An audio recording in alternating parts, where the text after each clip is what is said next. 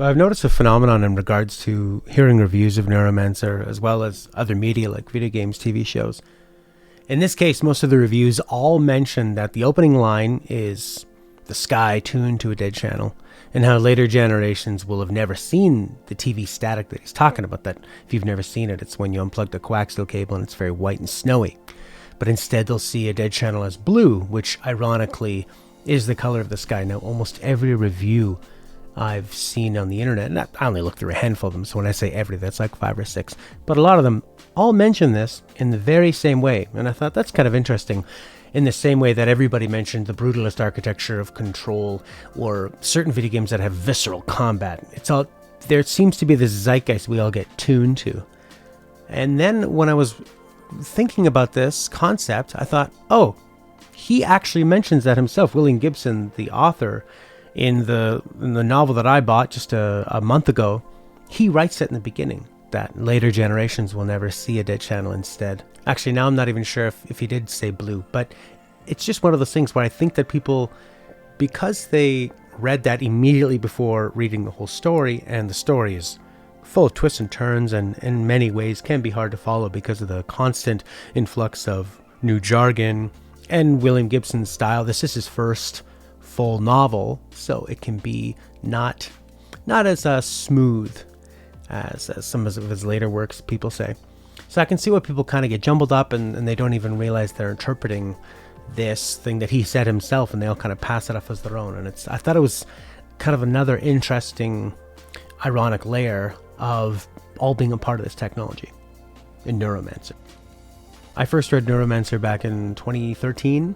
Didn't remember much of the actual story other than it being some sort of heist and the imagery and the environment. And I think much like Ridley Scott's Blade Runner, the environment is the story. The plot is plot, and actually very similar to this. It's sort of a hard-boiled detective type thriller. They use a lot of the same detective language in Neuromancer, the way he sort of talks about the Joe boys and getting fried. He pulls me out real quick.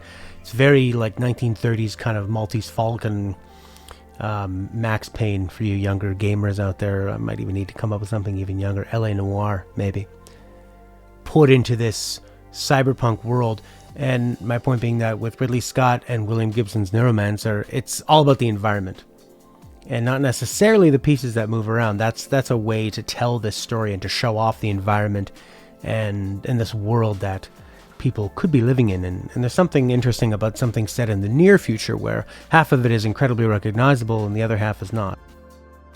There's a lot to grab onto that you recognize before asking you to ingest these brand new ideas.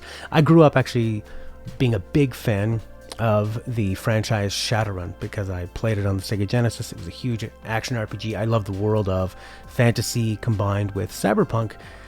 And I was so blown away going back to Neuromancer and seeing how Shadowrun wasn't just inspired by Neuromancer. They took everything. They took it like this was a new sort of dictionary that they could draw from. I mean, all the same terms, not even modifying them. Nuyen, street samurai, the heavy use of the word sprawl, arcologies, which is, a fusion of like architecture and ecology. But to use that as a place where people would live and have that be such a large part of it. Implanting cybernetics with your body, whether that means augmenting your eyes, having night vision, having blades coming out of your fingernails or your hands, like Wolverine. Muscle implants, reflexes, calling it the Matrix, jacking in, Chiba being the big place everybody goes to. I couldn't believe it that it was. I mean, there's being inspired by something and coming up with your own take on it, but Shadowrun is Neuromancer, and I really hope that he gets some kind of a credit from the D&D game or the whole world from that. It's this interesting world versus the writing, and when I was reading at least the first half of the book, I felt like this is still a pretty competent thriller, even without the world. Cases of down on his luck, hard-boiled type. I really felt sympathetic to him for the most part, although I'll say, when I was a kid, this idea that you would be doing drug deals and on the street and doing dangerous things seemed a lot more romantic and really kind of like the idea of what a cowboy would be like. And now that I'm an adult, you think like, oh, that's disgusting. Oh, these guys are like doing dirty drug deals, and everybody's probably got hepatitis and pretty rough stuff. As the same thing now when you're older and you think like, oh man, being a cowboy is probably pretty rough. It's a lot of pooping outside and not having a shower and like wearing the same pair of jeans for a long time. And I think you see that a good example of that on Brokeback Mountain, where these like more modern cowboys, where it's not way back into the old 1800s, 1700s past. It's like close enough to our time now where you see it's like too familiar and you think, oh god, actually being a cowboy would be rough. So anyways, that was my example to why I find it less romantic now for somebody to be running the street deals. Like I remember being a kid and thinking, I wish the world was like Shadowrun, because you think you'll end up being the person at the center of it in the power fantasy, when in reality you'd probably be more like a wage slave or a victim. Man, in like the first chapter, he really sets the place unlike any other place. And unlike many books I've read, it's so fantastic the way with each line he can create this world. And I don't think that it holds strong throughout the whole book in terms of like what it's laying out, but in terms of that first couple opening chapters, I find that his descriptive words can hit really hard. He'll describe them both as having nylon bags, which to me just feel kind of like cheap and wet and something I'd see at a bus station or something. Cold metal benches that feels really jarring. Molded plastic feels really sort of toxic and unnatural. It feels like everything in this world is synthetic. And then he'll quickly flash that to people in the absolute 1% in this like super high corporate lifestyle where they have all the money and everyone else is dealing with nylon bags and cold synthetic plastic metal benches, and they have, you know, like real rich coffees, real fabrics, you know, eating a steak that had to be raised for a year, which is a lot of ideas we saw in Blade Runner, where there was this idolization of real animals. You would never hurt an animal because they're so rare and precious, and they're one of our last links to this world that we keep paving over and building buildings over and destroying. Those animals are there to keep us connected away from just, you know, humans to the cement underneath you and the sewers underneath you and not a tree in sight. I think he does a really good job in the opening with Case in setting the idea that he does want to kill himself and how he would go about that, and that it's not a very easy one shot to the head kind of suicide. It's more of a guy spiraling, a guy who used to have it all, doesn't really know what to do, and is not necessarily trying to just kill himself in an instant, but a slow death, trying to invite it, in which you see when a lot of people who have addiction, and I think there's a ton of themes of addiction in this book. The main character battles drug addiction. He's obviously addicted to being in cyberspace, and it feels like a lot of the humans in this world are addicted to technology and being in cyberspace. There's a lot of reference to the body being nothing but meat, and those are just simple desires of the meat, and almost like wanting to forget that. He talks about resenting having to come out of the deck to go to the bathroom, and I think like as somebody who's played video games and at times, you know, gotten so involved in them where you do see the kind of real life as sometimes a distraction from it. And if you're watching this on YouTube right now, I'm sure you've probably felt that in some pull, and I'm sure everybody in this world has dealt with things where it can become such a focal point. And I think as we become even closer to technology now with phones and computers, and as we approach a singularity, we already are holding these things constantly, and then to have, say, like a smartwatch or Google Glasses, that kind of thing, where you're seeing an artificial reality in front of you, and we're already pretty close to that, and you can see how are we going to be able to deal with that.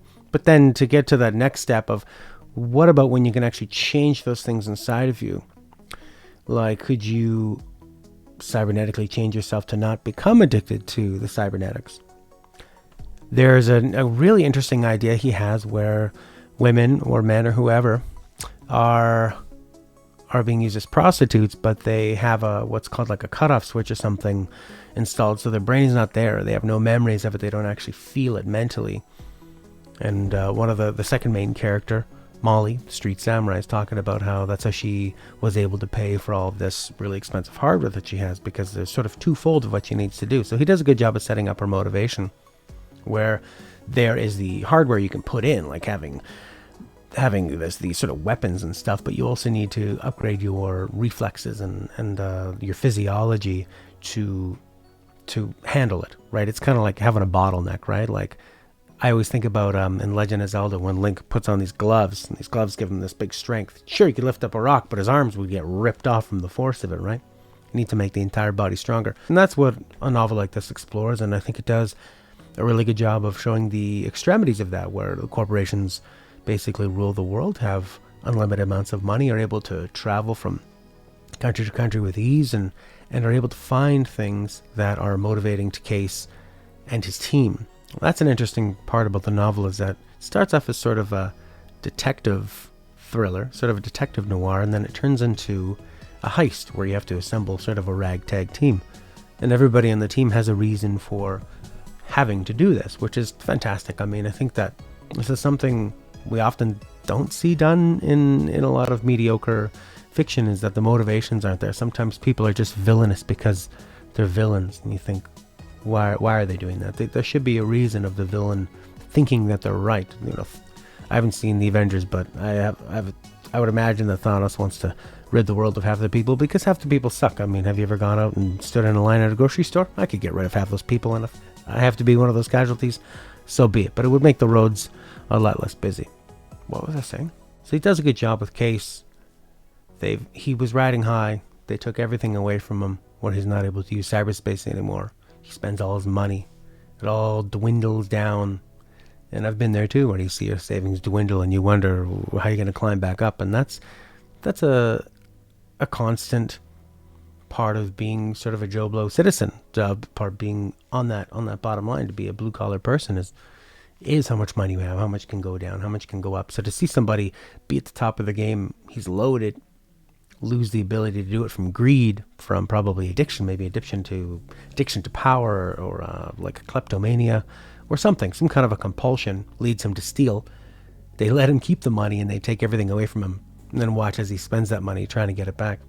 And then eventually this AI pulling the strings gives him that back. So he will do anything to keep that ability, and they implant these toxins in him that will also kill him. But really, Case would never give up the chance to not be able to get back into cyberspace again. That was really all you needed to do with him. And then with Molly, it becomes this professional pride. And I mean, she gave everything to become what she is, where she talks about having to be one of those prostitutes with the cutoff switch. But because of her surgeries, because of the lengths she went to become this street samurai, it started causing a problem with this that cutoff switch, the prostitute cutoff. So she was starting to remember these things, and even gets to a point where she has like awakens, and she was a part of some snuff experience where her pimp was obviously making, probably way more money, bringing in people that want to do terrible things like murder somebody while they're having sex. And now she's awakened and will carry that with her. And it's sort of like when you haze somebody to join a fraternity, they punish you to make you, before you join. And what this does is that it actually makes you value joining it more, because you think, well, if I went through all this pain and sacrifice to get in, it really must be worth it. And it's the same thing. You see somebody who has a car and they've put thousands of dollars into it and they're not happy with it, but they'll never get rid of it because they would rather continue on thinking they've already put the money and they don't want to lose that money. And it's called a sunk cost fallacy.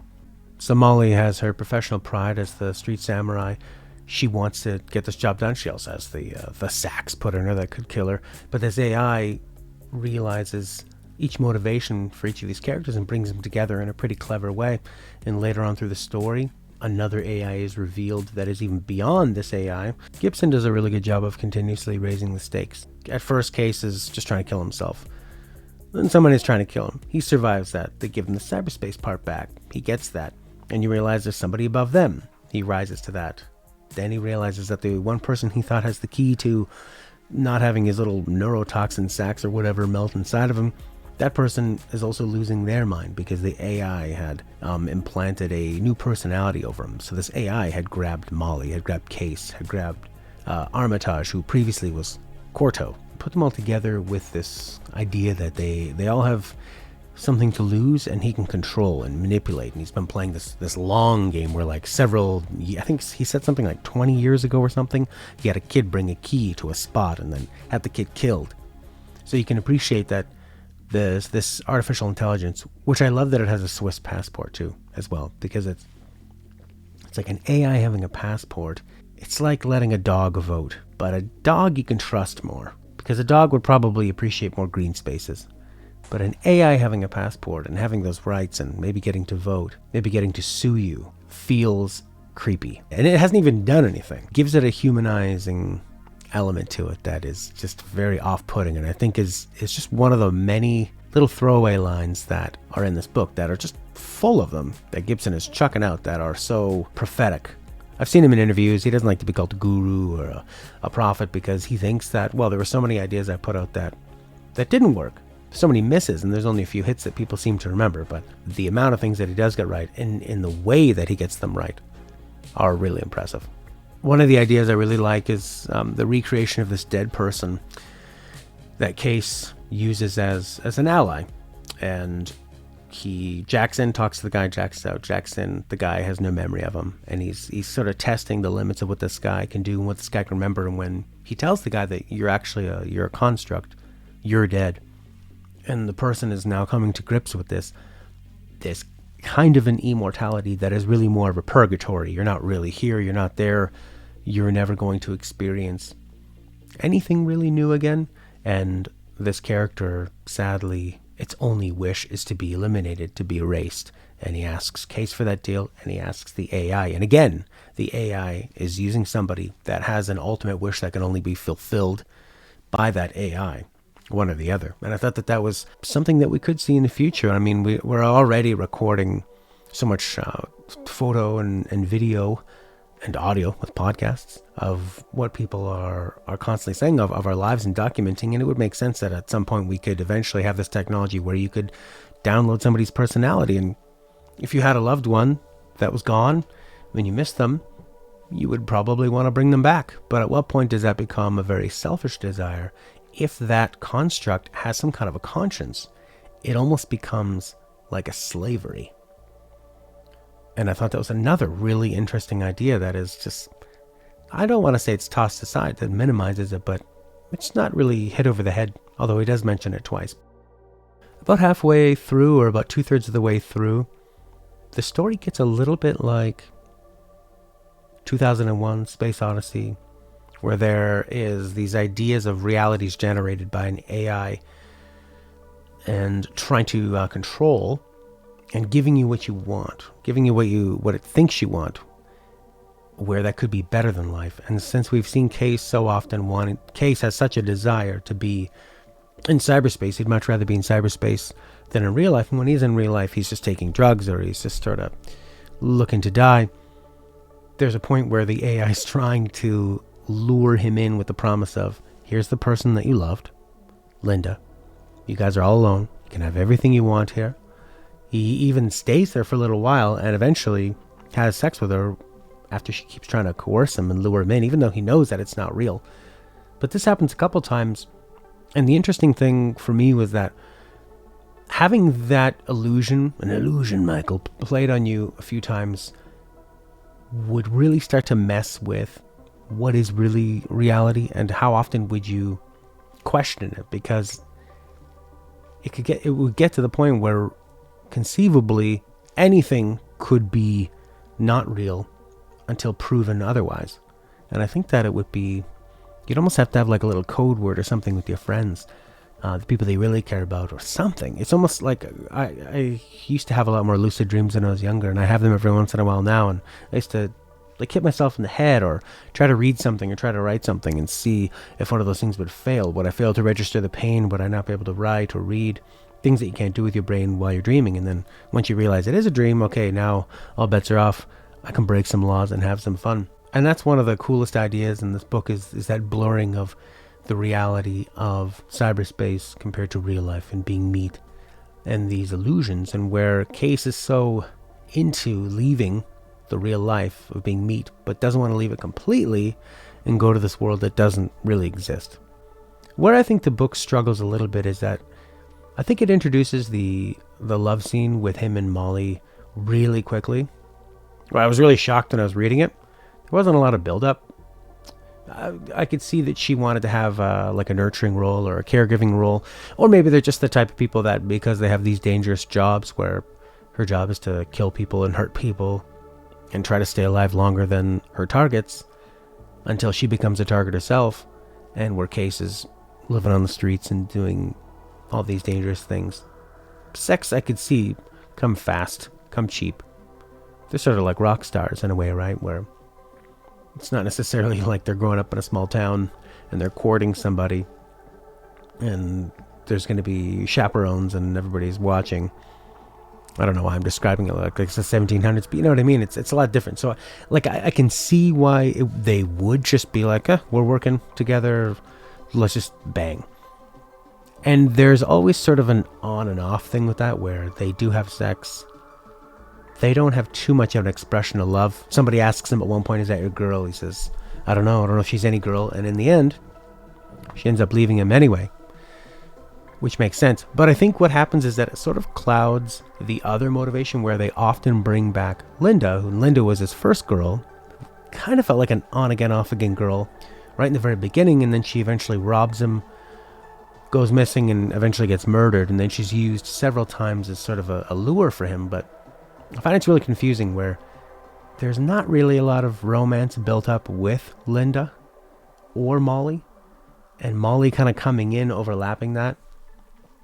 It's a little harder to see Linda as any kind of a true motivation for Case, when really all Case cares about is cyberspace.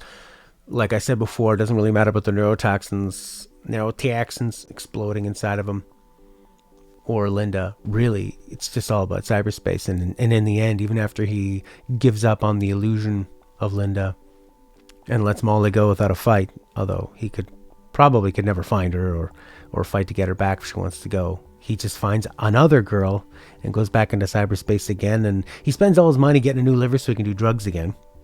Finds a girl, gets another deck, and kind of goes right back to that life that he had.